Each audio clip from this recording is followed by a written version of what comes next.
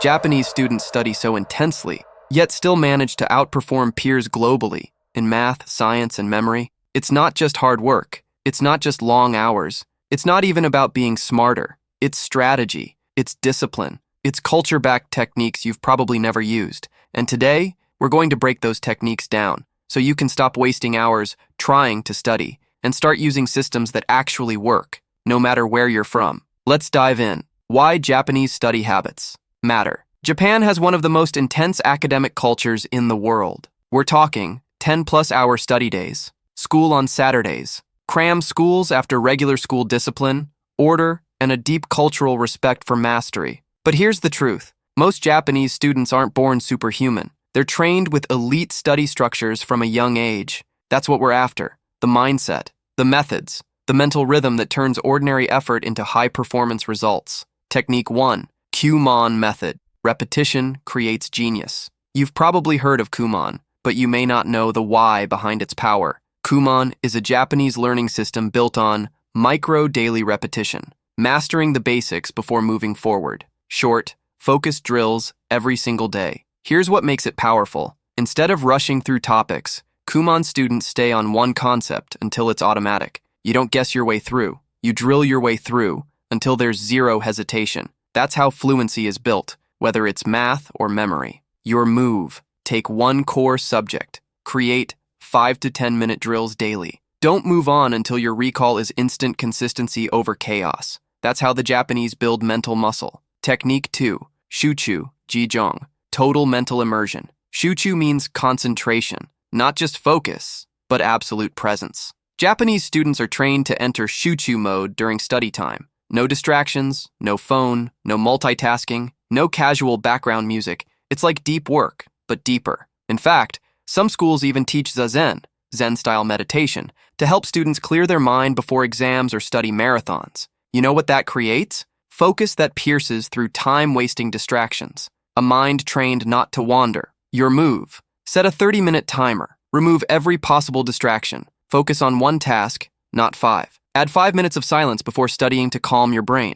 Study like it's sacred. That's the Japanese way. Technique 3. Mind mapping with logic trees, Rikai tree. While many students in the West memorize facts, Japanese learners often use Rikai trees, logic trees that break down complex ideas into visual flows. Instead of cramming, they structure their understanding, main concept at the top, branches for sub-concepts, each branch broken into action or reasoning. This trains the brain to understand, not just remember. Memory without understanding fades, but when you build the logic, the memory sticks. Your move. Take any topic, draw it out like a tree. Keep breaking it down until the why becomes obvious. This method is especially powerful for science, history, languages, or even business concepts. If this video is already helping you rethink the way you study, hit that like button so more learners like you can find it. And if you want deeper focus, smarter habits, and purpose-driven growth, subscribe now. This channel is built for learners who don't want hype, they want results.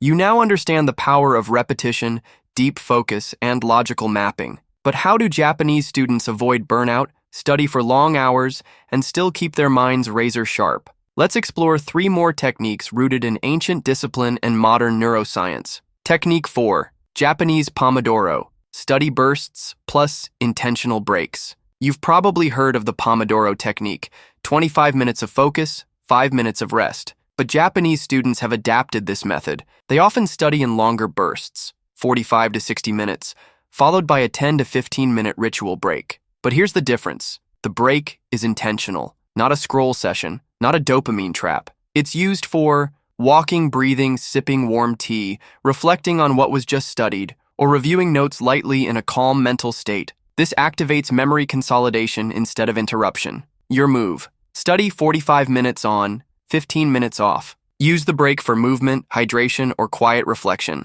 No screens, no distractions, just recovery and reset. Because what you do between study sessions is just as important as the session itself. Technique 5. Kinhin, walking meditation for willpower. This one comes straight from Zen monks, and it's now used in Japanese schools and workplaces to regain mental clarity. It's called Kinhin, walking meditation. Here's how it works. You take slow, deliberate steps, focusing only on your breath, your foot, and your calm. Walking in a circle or line, eyes lowered, distractions off. Why it matters: because it rebalances your nervous system. It slows down racing thoughts. It refreshes your mental stamina without caffeine or sugar. Your move: between study blocks, walk slowly for 5 minutes. No phone, just breathe and count your steps. Let your thoughts settle. Your mind isn't a machine, it's a garden. Water it, walk with it, let it breathe. Technique 6, Kaizen, continuous micro-improvement. Kaizen is the Japanese philosophy of continuous improvement. Instead of massive, unsustainable goals,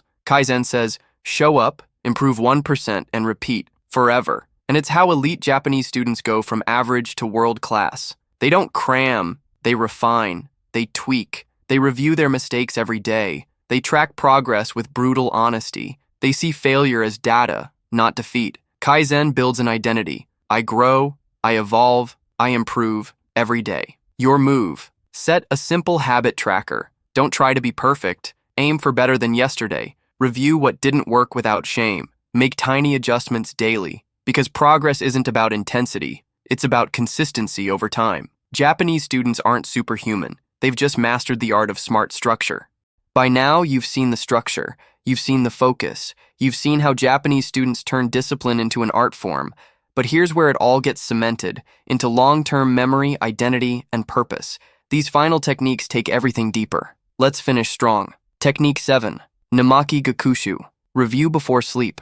What you do in the last 10 minutes before sleep directly affects what your brain remembers. Japanese students use this to their advantage. They review lightly, not to cram, but to signal to the brain what's important. This method is called Namaki Gakushu, Chinhuan Kichueishi, roughly meaning pajama learning. They go through key points one last time, read aloud slowly, or mentally rehearse what they studied that day. Here's why it works. Your brain does most of its memory consolidation during sleep. When you review before bed, it tells your mind, this matters. Keep it. Your move: keep a small review notebook or flashcard set by your bed 5 minutes before sleep. Scan your main ideas. Then go to sleep. No screen, no noise, no distractions. It's a subtle move, but it supercharges your long-term recall. Technique 8, Mastery Notebooks. Kanzen Teko Wankwan Shojang. This is where mastery happens. Japanese students often create personal study books, not just with notes, but with mistakes, corrections, and reflections. They don't just highlight what they know, they highlight what they got wrong, and why. It's not about rewriting the textbook, it's about rewriting understanding. One page, shark one concept, broken down, color-coded, diagrammed, self-tested, reviewed weekly like a coach reviewing game film. This creates deep retention because you're no longer passively absorbing, you're constructing knowledge. Your move: get a blank notebook just for concept mastery. Each mistake? Turn it into a full-page breakdown. Review these pages every weekend. This turns failure into your sharpest teacher. Technique 9, Ikigai, purpose-driven learning. This is the heartbeat. All the focus, all the drills, all the repetition. They're only sustainable if you have a reason. In Japanese culture, there's a word, ikigai, shen kijiafei, meaning a reason for being. Japanese students are taught, explicitly or culturally, to tie their study to something bigger than grades, a future role they want to serve, a skill they want to master, a gift they want to give the world, or even a sense of duty to their family, community, or creator. This internal drive turns studying from a chore into a calling. Your move: ask yourself, why am I learning this? Write your answer at the top of your notebook. Reread it every day before you begin. Let your study be a reflection of your mission, because the most powerful student is the one who knows why they're learning. Final words: study like a samurai. You don't need 10 hours a day. You don't need magic motivation. You don't even need to be Japanese. You need a system, a mindset, and a reason. That's what makes learning unstoppable. Repetition builds strength. Focus builds speed. Reflection builds wisdom. And purpose builds endurance. So study like a student of mastery. Study like it's your mission. Study like someone who refuses to waste their mind. Because your time, your mind, and your purpose are too valuable to study sloppy.